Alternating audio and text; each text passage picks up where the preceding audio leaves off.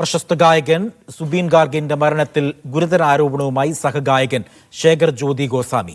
സിംഗപ്പൂരിലെ പരിപാടിയുടെ സംഘാടകൻ ശ്യാംകാനു മഹന്തയും band manager Siddharth ശർമ്മയും വിഷം നൽകിയാണ് സുബിനെ കൊലപ്പെടുത്തിയതെന്നാണ് വെളിപ്പെടുത്തൽ. കുറ്റകൃത്യം മറച്ചുവെക്കാൻ സിംഗപ്പൂർ തെരഞ്ഞെടുത്തുവെന്നും ശേഖർ പറയുന്നു. തൗഫീഖ് കൊണ്ട് വിവരങ്ങൾ നൽകാനായി. തൗഫീഖ്, എന്തുകൊണ്ടാണ് ഇത്തരത്തിലൊരു വെളിപ്പെടുത്തൽ ഇവർ ഇപ്പോൾ നടത്തുന്നത്? ഇതുമായി ബന്ധപ്പെട്ട് പോലീസ് അന്വേഷണം ആരംഭിച്ചിട്ടുണ്ടോ? എന്താണ് ഈ വാർത്തയുടെ കൂടുതൽ വിവരങ്ങൾ?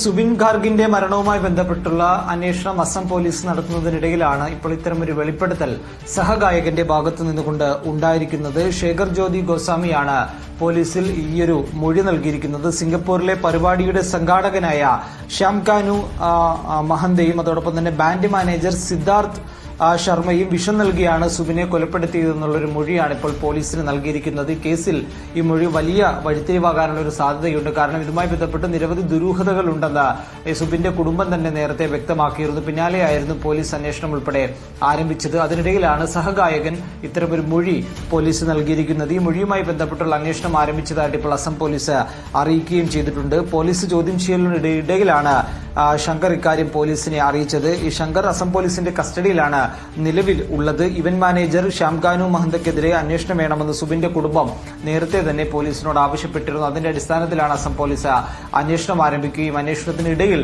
സഹഗായകൻ ഇത്തരം ഒരു മൊഴി പോലീസിന് നൽകിയിരിക്കുകയും ചെയ്തിരിക്കുന്നത്.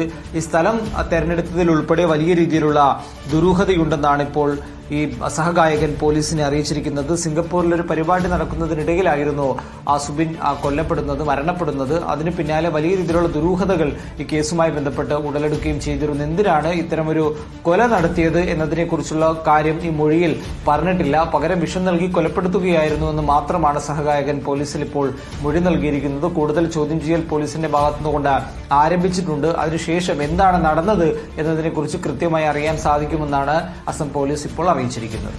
ശരി തൗഫീഖ്.